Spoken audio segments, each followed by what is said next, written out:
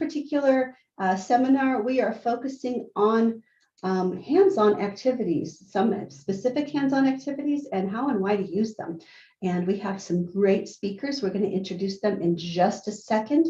Let's go ahead and let's move along to the next slide, Grace, please. And so, yep, that's who we are and what we are right now, hands-on activities around sharing planetary science.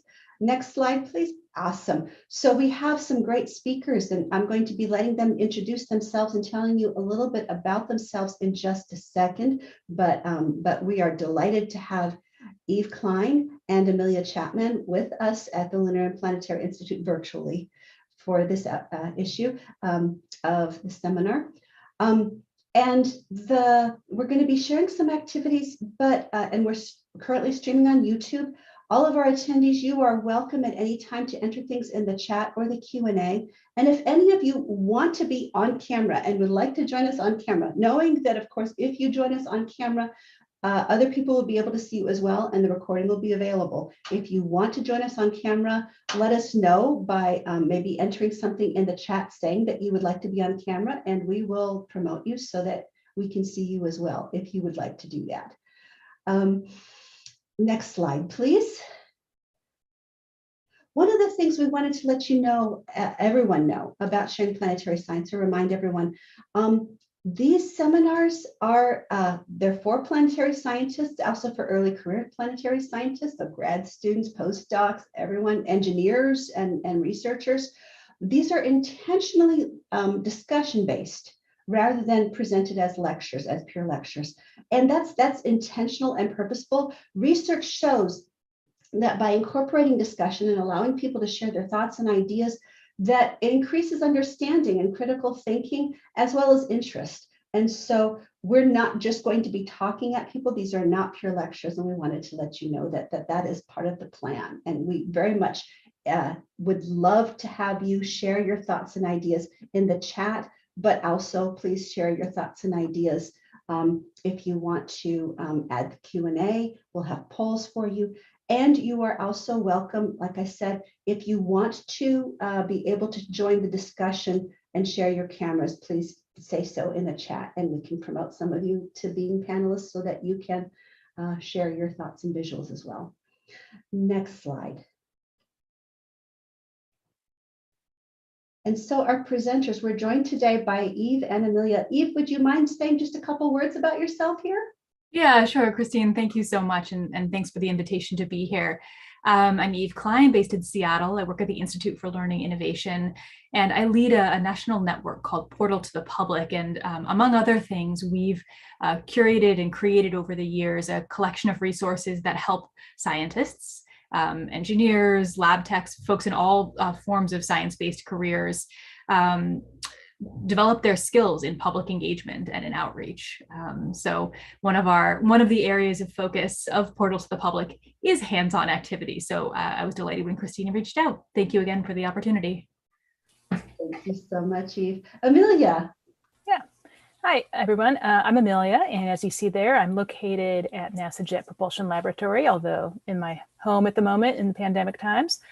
I help run NASA's Museum and Informal Education Alliance for NASA, and that is helping, and you'll hear more about this, informal education institutions connect with NASA.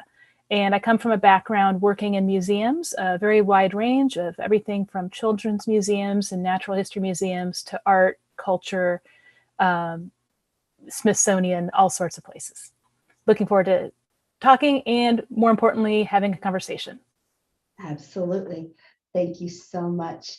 And I'm Christine Shupla here at the Lunar and Planetary Institute, where I manage our science engagement staff and I lead our scientist engagement efforts. So ways that we can help planetary scientists reach out to different audiences. We want to learn a little bit more about you who are with us as well. Grace, that poll, that very first poll, would you mind going ahead and sharing it?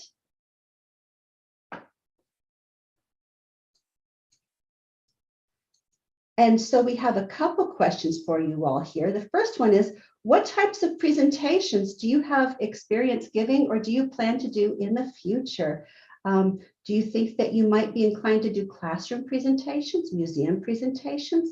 Classroom, and by presentations, we mean activities and or presentations. Museum activities and or presentations. Observing sessions, with telescopes, talks at public events like fairs and parks. Do you do things to general audiences like lectures online or presentations online, activities online? What other sorts of things do you have experience giving? How do you engage audiences? Where? What sort of venues? And so we're going to give everybody 5 more seconds to finish answering. And 4, and 3, and 2, and 1.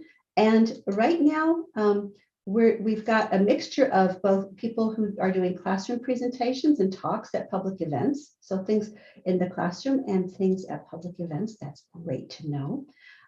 Thank you so much. That's what they look like right now. And then the other question there was which best describes you. We've got a mixture right now of educators and scientists. So that's also great to know. Thank you all so much for that. Let's move along to the next slide. And we want to hear a little bit more from everyone that's with us about what you would like to learn or get out of today's session. So what we'd like you to do is take about 30 seconds to think and type in the chat, but please do not hit return yet. So type out something. What are you thinking you might like to learn about in today's session, or what sorts of things might you want to get out of today's session? And we're going to give you 20 more seconds to type that up, but don't hit return. Don't let us see it yet. Don't let us see your answer yet. What sorts of things would you like to learn in today's session or get out of today's session? And we're going to give you 15 more seconds to finish typing.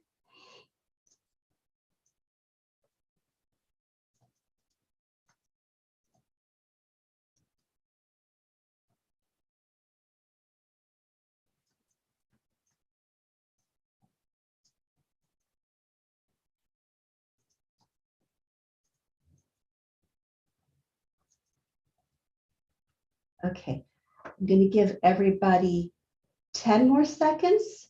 And then when we get down to 0, everyone's going to hit return at the same time. 10 more seconds. 9, 8, 7, 6, 5, 4, 3, 2, and 1. And now we're going to all hit return at the same time. And that will let us all see what everybody's answering. So we've got a few answers here. New ideas for hands-on science to use in the classroom. Accessibility limitations for things. That's good to know, accessibility limitations. So, what our speakers have to say about why we should use hands-on activities and how to keep diverse audiences engaged and interested. Great, great goals for today. Thank you all so much. All right, next slide, please. And Eve, we're gonna turn it over to you, please. That sounds great. Well, I was delighted to see that in the chat. Someone mentioned kind of the why behind hands-on activities. Most of us at various times in our lives have had the chance to be a participant in a hands-on science activity at a science center in our youth, or more recently, or at outdoor science festivals. But here we're talking about potentially facilitating these same activities, and what is the real value of these? Well, in the work that I do, we really believe that these hands-on activities are not sort of an end in and of themselves. They are really a means to an end. They are a tool that opens the door to a conversation, an interaction between a scientist and a participant, or a member of the public. And that conversation, we think, is really the ultimate goal. That's what we're working towards, because that's where we see an exchange of ideas. And an exchange is really important. This isn't about conveying ideas only in one direction. This is really about mutual learning and an exchange of ideas. If there's somebody that you don't know who wanders by and you're trying to open a conversation, it can be uncomfortable or difficult to know where to begin. But when there's a physical prop or activity or something to do, that's a really, really that's an opener. That's something you can invite someone to step up, be curious about, ask about, make personal connections to. And that is then the first foothold in working towards an exchange of ideas, a meaningful and memorable interaction. Next slide, please.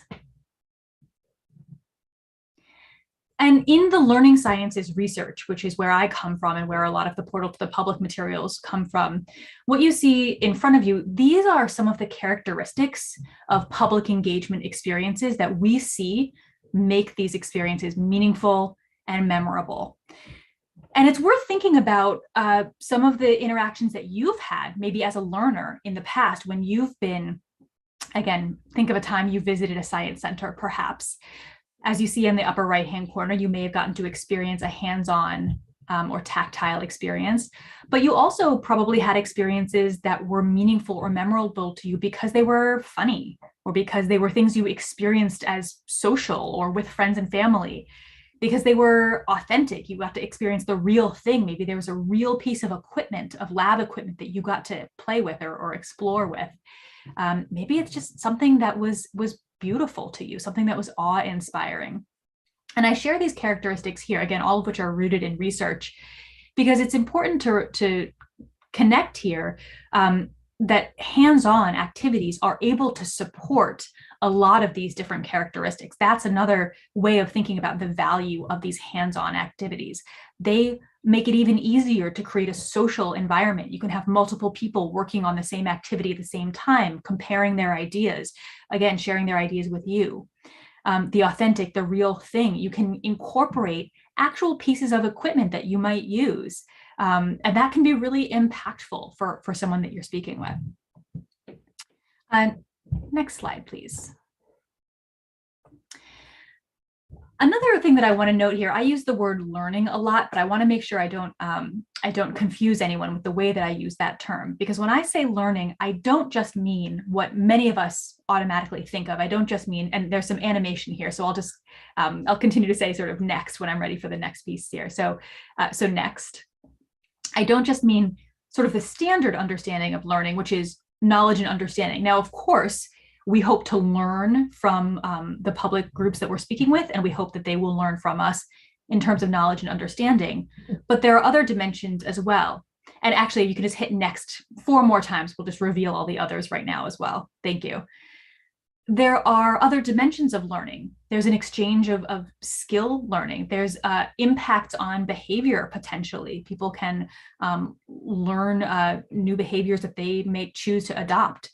Hands-on activities are especially powerful at supporting these final 2 dimensions of learning, supporting enjoyment, inspiration, and creativity, and influencing attitudes and values. When we're able to provide a fun, fulfilling, rewarding interaction experience, that has a profound impact on attitudes about science. And that's really a big part of what we all should be doing here. Okay, next slide, please. Now, please don't feel like you have to read all of this quickly. I know there's a lot here, but we did want to share this particular tool with you. This is something that we use in Portal to the Public when we work with scientists, and they are feeling potentially daunted by the prospect of identifying an activity that relates to their work. The first thing we always say is, please don't feel like you are attempting to represent all of the work that we do, that you do within your career. That would be impossible. That's just that's never going to go anywhere. So instead, we invite scientists to identify some aspect of their work, a specific concept, and it can either be about sort of the actual science itself, the research itself, or it can even be about the nature of science, something like, women thrive in the sciences. That can be a concept that you want to focus on. But we ask scientists to identify a concept that they want to focus on, and then in an effort to help them identify an activity that might be a good fit, we invite them to reflect on each of these prompts that you see here in front of you. We're not going to go through each of these today, but this is something that I might invite you, and Christine, maybe we can find a way to share this out with the group, with attendees afterwards. But each of these can help you think through what kinds of materials or what specific aspects of this concept you want to focus on. It can help you kind of narrow in. And whether you're trying to create your own activities from scratch, which I know some people choose to do, or whether you're trying to identify a pre-existing activity that you think is a good fit for the conversations you'd like to be able to have, going through this reflection process in advance can help you identify an activity that's going to be a good fit. And I know a little bit later on in today's conversation, we are going to spend some time introducing some of the pre-existing activities that are available to you. So I want to invite you now to actually reflect on a few of these different prompts. So go ahead to the next slide, please. We're going to take just a moment or so to think about a concept or topic or area of your work that you'd like to focus on for the conversation today. And we're going to use the chat function, and I'm going to invite you. You don't have to share your concept in the chat box just yet. We'll ask one person to volunteer to be sort of a case study in a couple of minutes. But for now, we're going to offer you each of these 3 prompts. And I'd like to use the chat function to ask you to share your reflections on your specific concept. So go ahead to the next, click next, please. First, I'd like you to share in the chat, thinking about your specific concept or topic, what fascinates you about your work. So go ahead, we'll take about a minute or a little less. I'd like to invite everyone to share their thoughts. What fascinates you about your work?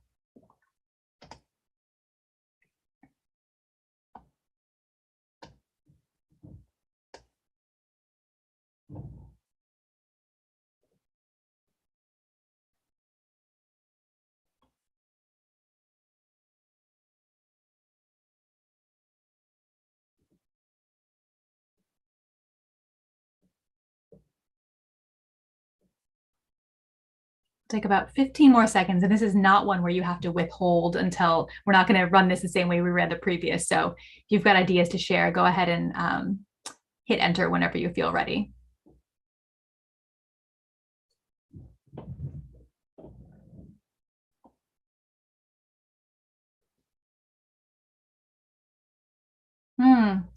How models can help us learn. Great. Any others?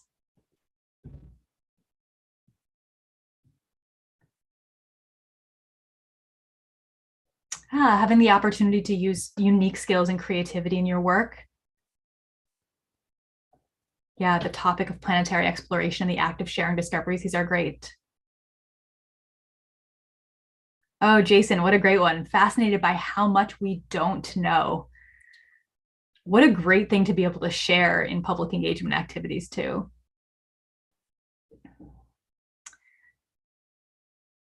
And here, connecting students, teachers, and citizen scientists with real satellite data. There you go, being able to connect with the authentic, the real work that's underway. That rocks are dynamic. That is a great one. Something I'm certainly trying to teach my toddler as we explore the yard, not just to think that they're all gray lumps without, that they're worth a second thought, that we should spend time investigating them. I like that. Okay, let's go ahead and hit next, please. We're going to do 2 more of these. Why does it matter?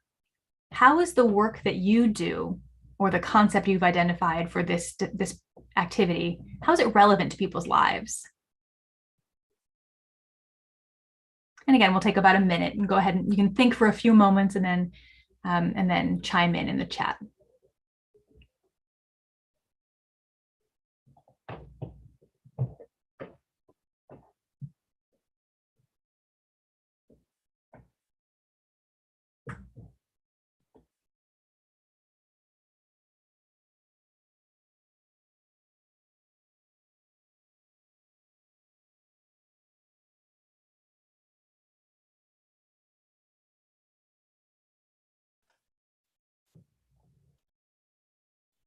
Oh, Lori, that's beautiful. I love that. It's absolutely true. I'm fascinated by how the light we see in the beautiful night sky holds so much information.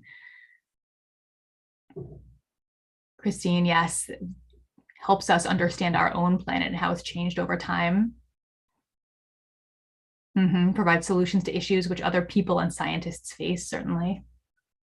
Take a few more moments if other folks would like to chime in.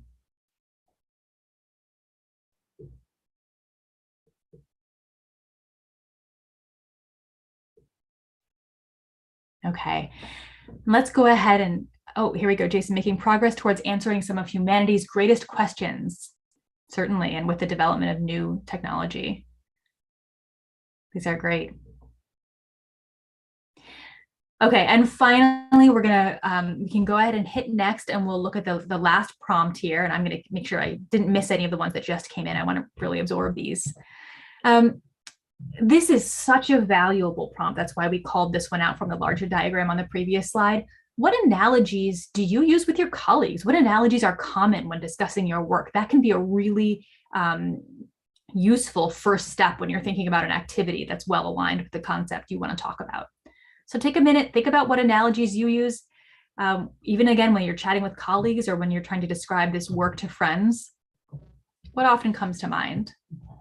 You can also think of this as cultural touchstones. Are there movies, are there events in history that you often refer to? All of those can be useful. So go ahead and again, think for another 30 seconds or so, and then we'll take another 30 seconds for you to populate the chat.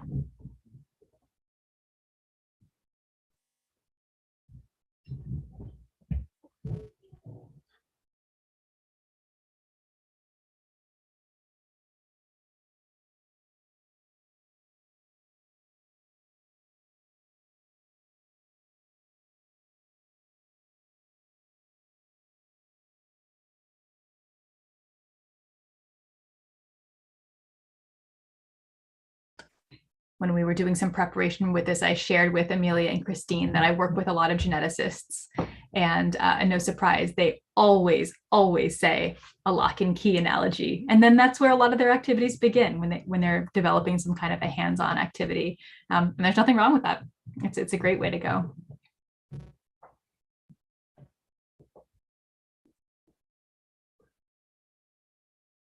Oh, Christina, I like that.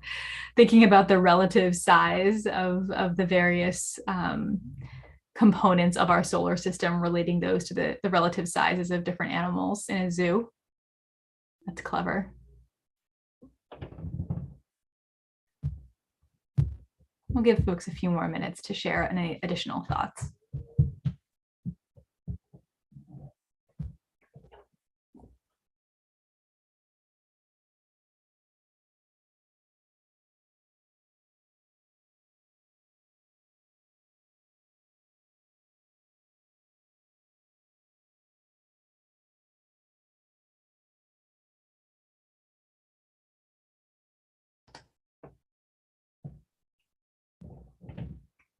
Subduction zones like toasters. Oh my gosh, I love that. I'll have to think about that one a little bit. Bread goes in, it gets hot and dry, and eventually emerges totally different than how it went in. That reminds me of a great Calvin and Hobbes cartoon from probably the 80s. Calvin puts a piece of bread in, and toast emerges, and his mind is blown. He can't figure out where the bread went. Mostly as humans, we as humans and our existence in this vast universe is always we're always behind the thoughts. Yeah, absolutely. All right. Well, I think I'll leave it there, and we're gonna, oh, actually, hang on, I wanna get Jason's here. Learning about the inside of planets is like comparing the movement of a raw egg with one that is hard boiled. That is a great analogy. Yep, that's really great. I like that one a lot. Observing the spin in some cases. All right, so I do want to leave it there because I want to make sure we've got plenty of time to hear from Amelia and then to learn about some of these specific activities. But again, we will make sure that the larger diagram is made available to you. And I thank you all. It was really nice learning from you. Thank you so much, Eve. And Amelia's going to speak in just a minute, but first we're going to we've got a question for all of you, and we've got a demonstration of one activity that we can talk a little bit about this and how people could use it to talk about their work in planetary science. So my first question for everybody here is there an activity, a planetary hands-on activity that you have done, that you've seen, that you like, that you would want to use, that you've heard of, that, interests you. So I'm going to ask everyone to think a little bit, is there a planetary science activity of any kind, demonstration, something where people are doing things, throwing things, turning, spinning? Is there something that you've seen or that you've done that is a planetary science activity that could be used with families, kids, general audiences that you would like to share? You don't have to do any more than just describe it. What sort of activities out there have you heard of before that you think would be awesome or that you enjoy? So everyone, feel free to start typing in the chat at your leisure. And while you're thinking, one that's pretty common out there that you might have heard of or seen before is the crater impact boxes, right? Where you put sand and flour and cocoa and you throw things in it and you see craters. That one's been around for a while. Does anyone have any others that they've thought of before when we're talking about hands-on activities? It's possible the answer is not really a whole lot. Okay, Lori, awesome, great point. Dry ice comet with audiences to let them see sublimation. I love that activity. That's a great model, having making a dry ice comet and then seeing, adding the different ingredients that are to represent what a comet is made out of. That's a fabulous activity. I agree. See them, see that process. And Grace, 3 bags of sand. Thank you. One has like just 5 grains, and that's in a baggie. And one has got about a teaspoon of sand, and that's the Earth. And then one is filled with sand, and they represent sort of the density of the atmospheres for Mars and Earth and Venus. And each one of them is in a baggie. That's a great visual demonstration of the difference in the densities of the atmospheres between Mars and Earth and Venus. So for those of you who don't know any, because you haven't experienced any, we'll do a few. So awesome. And I hope I pronounced your name correctly. It looks like it might be Gretchen. We produced the Viking labeled release experiment with a molecular mix brought to Mars with the yeast and the calcium hypochlorite. Ooh. That's interesting. I'll have to find out more from you about that. I would love to know a little bit more about that. We're always on the lookout for some of these sorts of experiments and activities. We've got one that uses yeast, but not the rest of these things. So that sounds fabulous.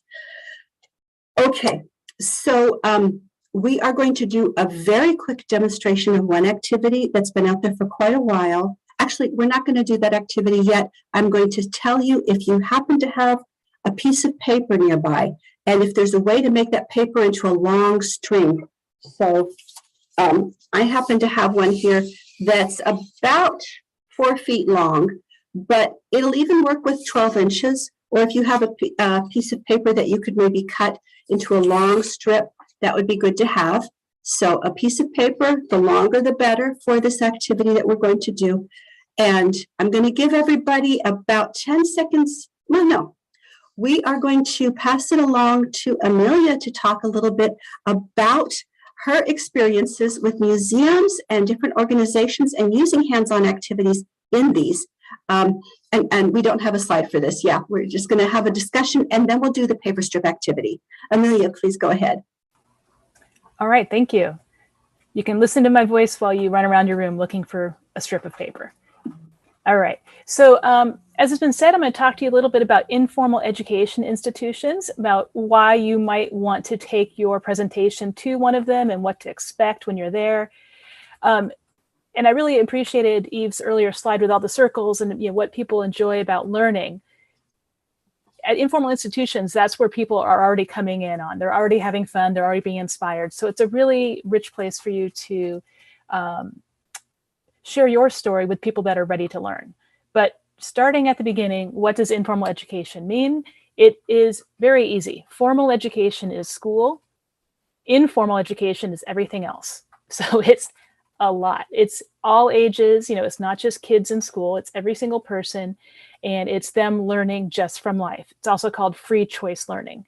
And of course that happens every day in our houses, in our personal spaces and all that. But usually what it means is places like museums, science centers, parks, zoos, libraries, groups like Cub Scouts, Girl Scouts, 4-H groups, Kiwanis, anywhere that people are coming together to do something that they enjoy and are open to learning new things. So why might you want to work with these folks? These places, for example, libraries, right? Librarians are experts in the people that are coming to their site. They're experts in how to help people learn. It's a great way for you to go to a place that already has people that are coming to it, that are excited to learn, and potentially they have, the reason they might be inviting you is they might have something related to what you're doing. We're talking about different hands-on activities today, and it's great if you can kind of think of some that you might want to do. But of course, another benefit of going to an informal education site is they might have their own activity suggestions. They really, like I said, they know their audiences, they know what works in their spaces, just even logistically. So they are able to help you as well. And another great benefit of going to a site like this is that you are then able to utilize the exhibits or the resources of the location, right? So if you're at a museum with a planetarium, you're talking about planetary science, you can show the planet on the planetarium. Or if they have a model of the solar system, for example. So this could be something that you utilize. If you're giving a talk, you could reference it, if it's outside the space you're in, or you could even move your presentation out to be next to the space that you think is of interest. Or you can combine it where you give a talk and then say, meet me afterwards and I'm going to go answer questions. I'll be in the planetary gallery, glad to talk to you. So just sort of a couple ideas there. How to find sites like this? Well, hopefully, as I described it, you realize they're everywhere. So you can talk to your local library, you can talk to your local Scout Council, your school district, which runs after-school programs, and just ask around in places that you already go to and are involved with. And I also will put in the chat the museum, NASA's Museum and Informal Education Alliance. We do have a map of institutions worldwide, actually, that are already interested and involved and working with NASA. So they're kind of primed to be interested in this sort of topic. Couple thoughts on the types of events that informal education sites hold. They're very diverse programs. So, they might, the big, small events, they're events that are for everybody. They're events that are for a specific invited group. It could be part of a series, it could be virtual, but it's very dynamic, and it's not even always held at the institution. For example, the Fleet Science Center in San Diego has a program called Two Scientists Walk into a Bar, in which they send two scientists out to a bar where the sign says, hey, I'm a scientist, talk to me. And that's a very successful program. So, meeting people where they are in a bar. One thing, you want to be open-minded about what sort of format that you're able to present in, but be aware of your strengths. But talk to the institutions with what they think is going to work, because they, of course, also want you to succeed. So I know sometimes lectures or talks is kind of the go-to that we sort of think of. That's the best way. But it's not just that. They also have events where maybe there's a Space Day celebration and a whole bunch of different activity tables are set up and they want you to be at one of those tables. Or maybe they're having a panel discussion and they want you to say a few words and then, have a conversation with other people. So it's very exciting. There's lots of fun ways to get involved. A little bit about the audiences that are going to these sites. Well, first of all, just for your own sake, make sure you are talking to the site and finding out who they expect to be coming, not obviously name by name, but, are these people that have been specifically invited to be here? Is it just going to be people that happen to be in the museum that day? Is it a school group? Is it adults? Do they have any experience in it? Have they shown that they're interested in it? Or are they going to be surprised by it? One of the most exciting things about informal education, the audiences that you see, is, and I know this was mentioned in people's interests early on, is reaching diverse audiences and making sure things are accessible. Groups that go to informal education places like the zoo, the library, the museum, those are already going to be diverse, mixed age, multi-age groups. In all sorts of surveys, when people, are asked why they go to the zoo, why they go to the museum, it's number one is usually the social interaction that they have as a group, like they're having a fun time together. Also, adults always want to do it because they think it'll help their kids or they're following their kids' interest. So if you have something in your presentation that they can do together, that they can learn together, that's going to be very successful. It gives a chance to let the kids shine. And if you've got a kid who's a real space fan, it gives them a chance to shine and show the adults how much they know. And talk to you they get to ask questions of you and sort of treat you like a peer, like, we both are excited about this stuff. And it's just a fun way for people and families to see each other in a new light.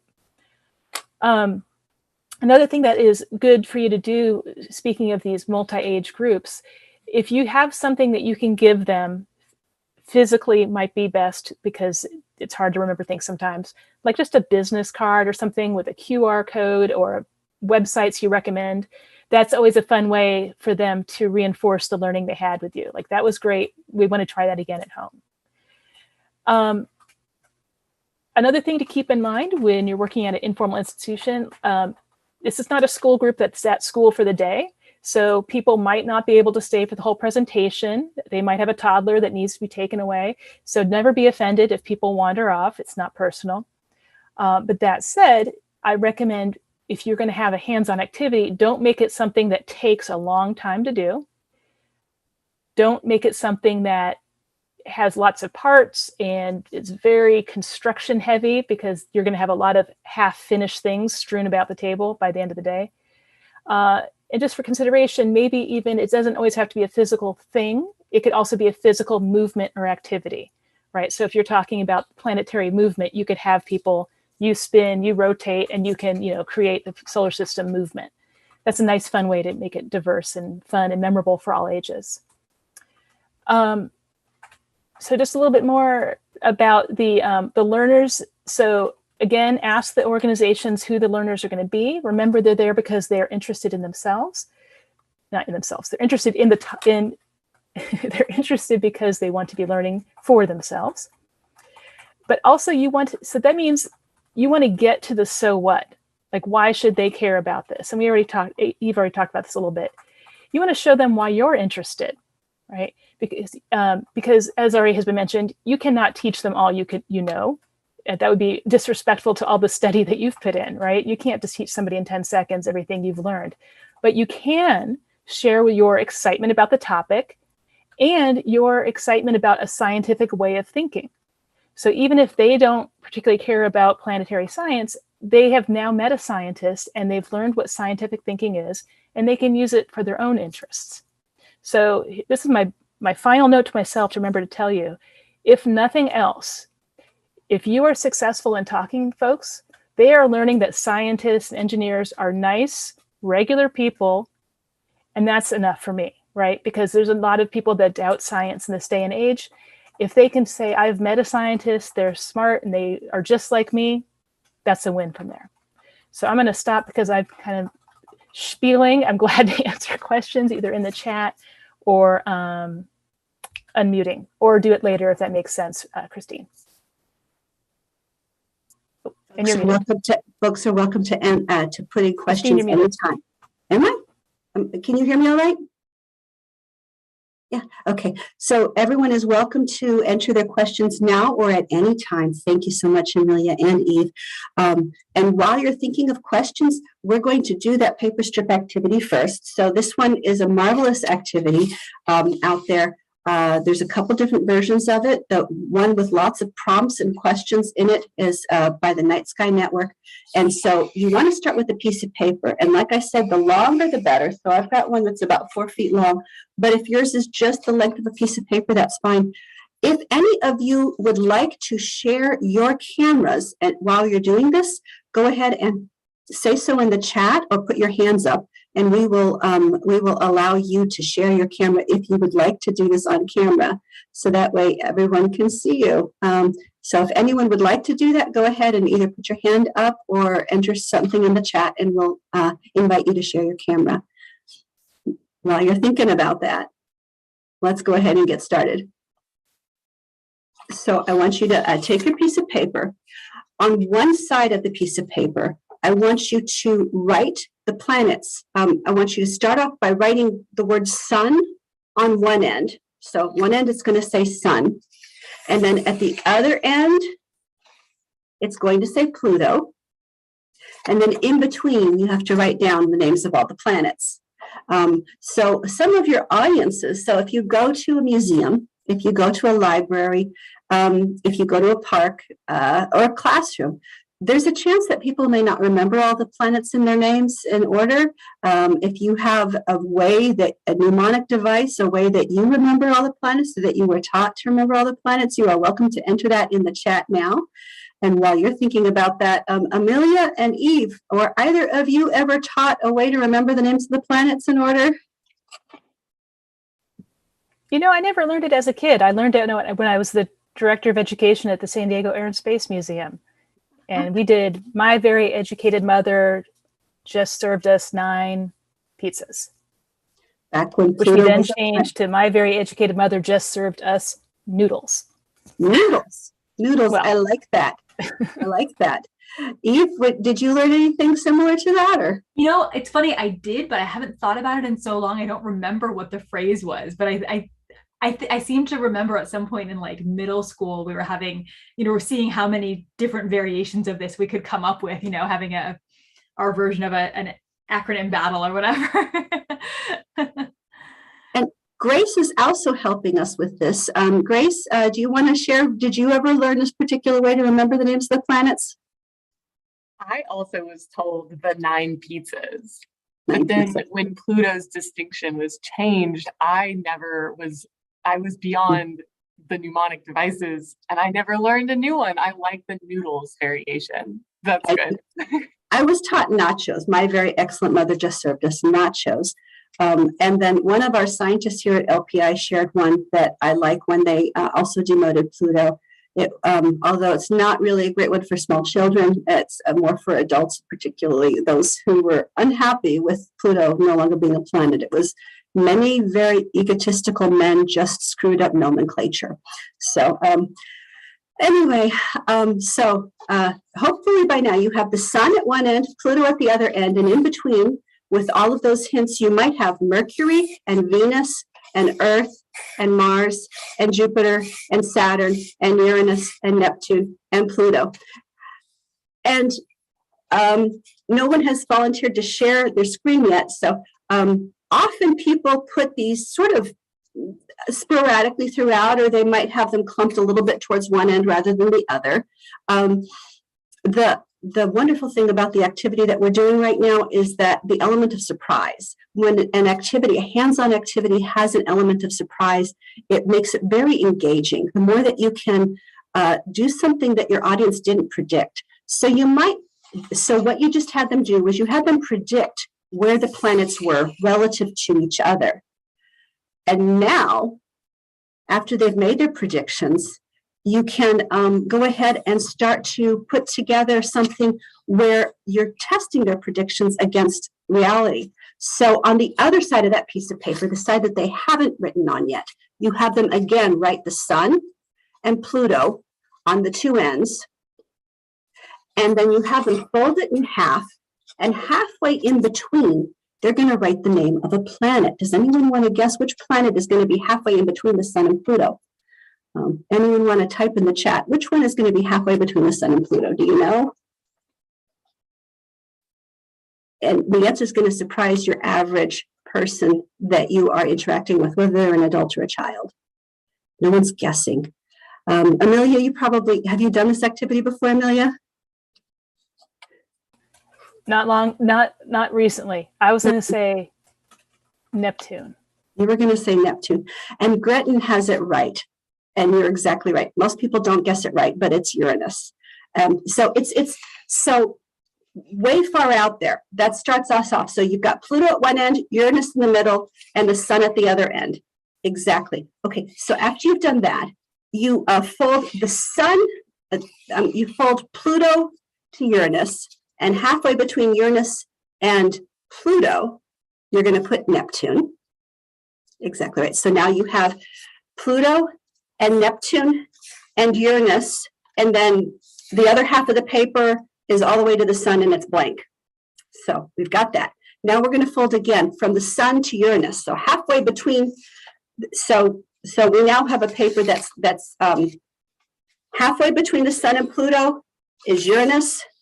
Halfway between the sun and Uranus, what goes there? Anyone want to guess what's halfway between the sun and Uranus? Saturn. Exactly right, Laurie. Yeah. So halfway between the sun and Uranus, we've got Saturn. So everybody's going to write down Saturn there, halfway between the sun and Uranus. So now we're down to a quarter of our piece of paper. And you understand why I really wanted a long piece of paper if possible. So halfway between the sun and Uranus and Saturn, we're going to fold again. What's halfway between the sun and Saturn? Anyone want to guess?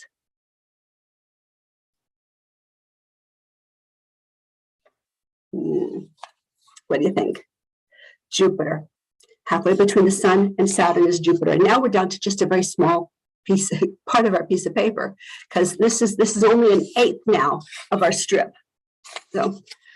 So halfway between the sun and Jupiter. And here's where the system changes a little bit. If we fold it again, halfway between the sun and Jupiter, it's not Mars. What do you think it might be halfway between the sun and Jupiter? It's going to surprise people. The average person, not our scientists. Earth. I'm throwing it out there. And Gabe put down the asteroid belt. Great. Yes, asteroids. So we've got the sun to our asteroids here, and then Jupiter, and then Saturn, and then Uranus, and then Neptune. So, okay. So now we have a little bit of paper, and we've got the sun, and we've got Jupiter over here. We've got the asteroid belt here. We're going to fold the sun to the asteroid belt. Halfway between the sun and the asteroid belt, what are we going to put down? Eve, I can see you thinking. What do you think it might be? And keep in mind, folks, Eve is not a planetary scientist. She's not a space scientist. She studies how people learn. Eve, what do you think it might be? Yeah, I'm genuinely not sure.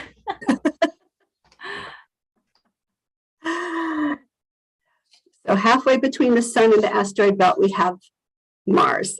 Awesome. Great point. So, and then after we get to Mars, the rest of it isn't in order anymore. We're going to fold the sun to Mars. And we've only got a little bit piece here at this point. Halfway between the sun and Mars, we're going to put Venus.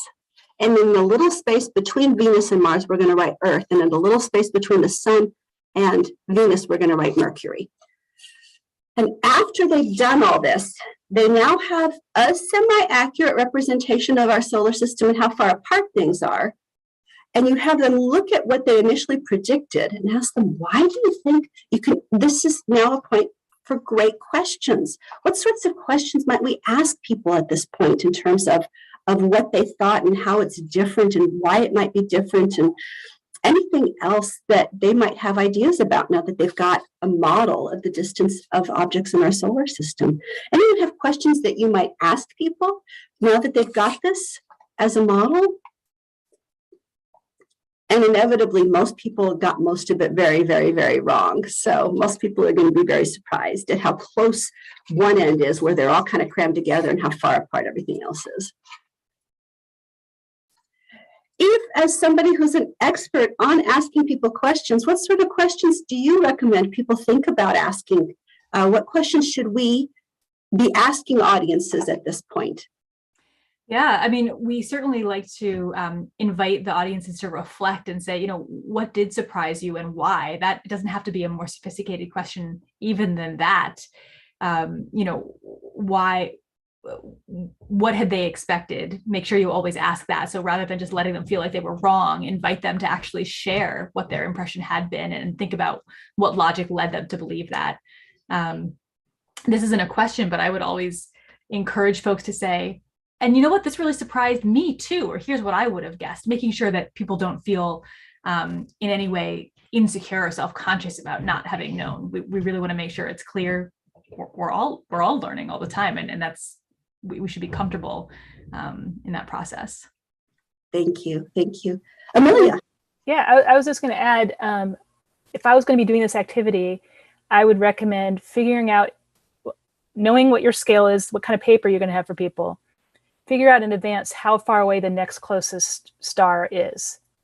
So then you can say, this is just our solar system, or the next closest planet or something. So you can say, this is the scale, and that seems really spread out. But do you know at this scale, the next closest planet would be in the next town or whatever.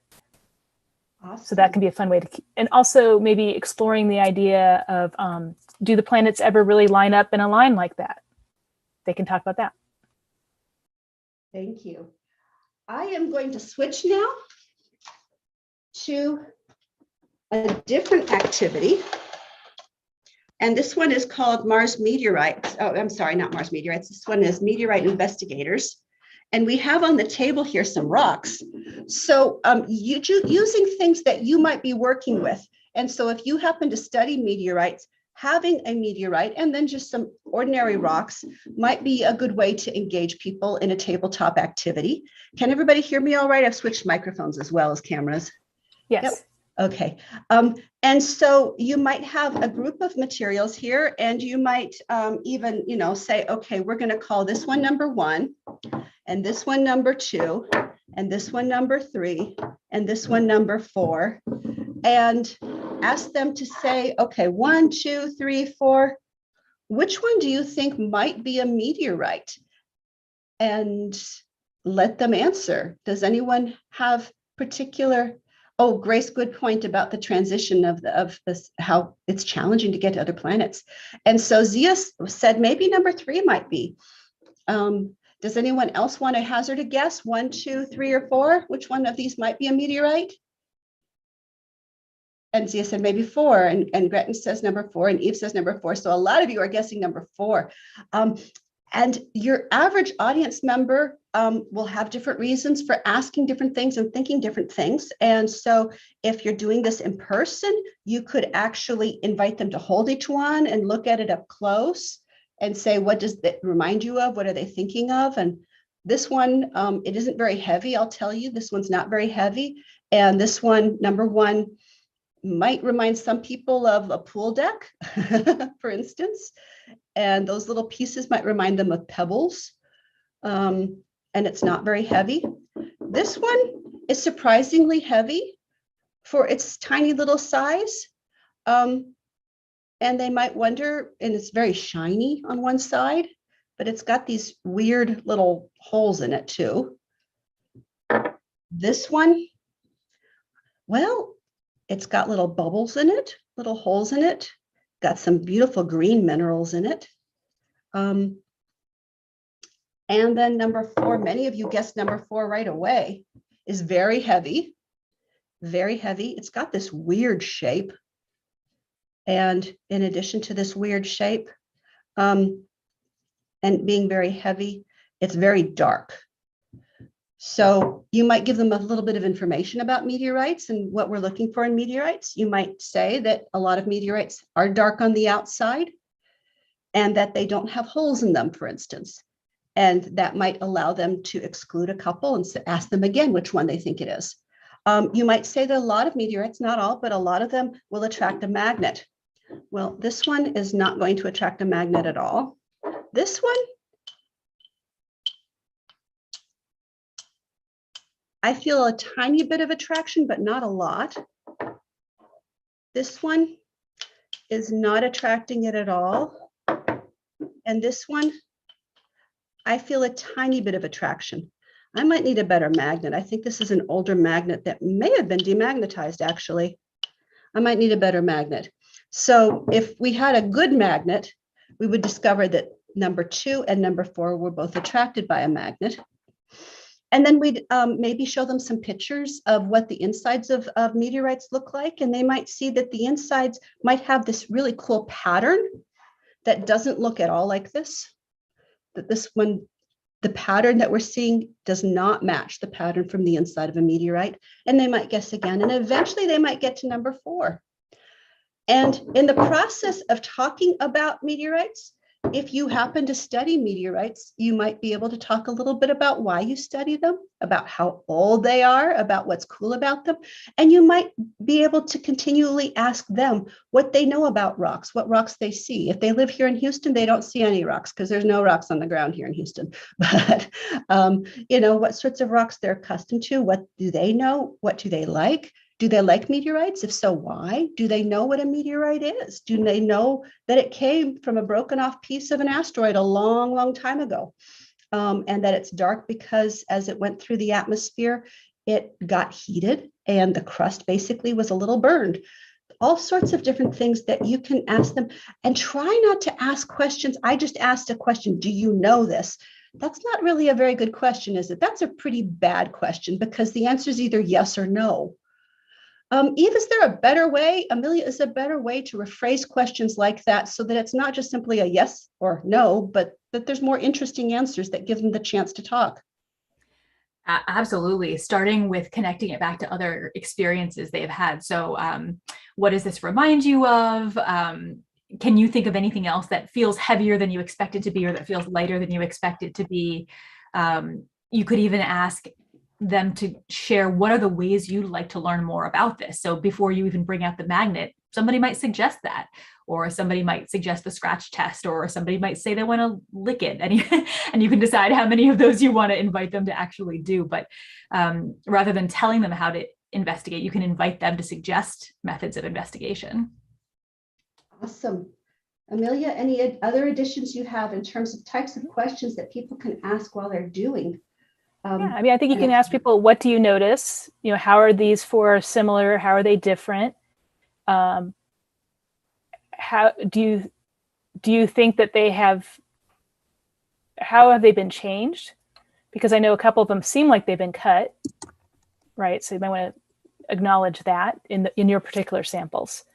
And you could even ask, what sort of tools would you like to use to investigate more? And I know you have a magnet, but if you could have little handheld, magnifying glasses or whatnot, that's always fun too. Absolutely. Letting people use tools of science. Scales, you can have scales out there to weigh them each. You can even have a big thing of water and have them measure how much water has been moved from the volume, and that gives them an idea of the volume. So some things that we wanted to share really quickly. It's important, as Amelia said and as Eve said, to know a little bit about your audience. But one thing I want you to all think about in terms of when you're deciding how to do something like an activity. If you know a little bit about what your audience knows, know a little bit about what their goals for this interaction that you're having with them. Their goals might be to have fun. Their goals might, and let's go ahead and I think there's a couple steps there in this slide. Their goals might be to talk with a real scientist. And so if you're spending all your time talking about your science, but not giving them a chance to talk with you and share what they know, to share to get something in common with you, because for many people, that's their goal, is the chance to get to talk to you is their goal. For some of them, it might be to learn something new, but for many of them, it's just to have fun. And so the more that you're doing something fun, like a hands-on activity, the more that experience will be memorable and something that they're enjoying. And I think I've got one more point on this slide, and that is, if you need to learn more about an audience before you're doing something at a museum, at a library, in a park, for Halloween, outside with a telescope, whatever it is that you're doing, it's a good thing to talk with an education specialist who works with that audience. So talk to the library staff, talk to the museum staff, talk to teachers, talk to an education specialist at your institution, or talk to us. We're here for that. We'd be delighted to. Next slide. There's a variety of resources out there we want to make sure you know about. So Portal to the Public has a number of resources. That's one of the programs that Eve runs. And so we wanted to share this particular website with you. Also, we wanted to share, JPL has a variety of hands-on activities under their Learn tab that you can look at. And LPI, we have tools for engaging scientists under our Sharing Planetary Science website. And this includes some activities as well as a couple hundred planetary science activities under our Explore tab on our website.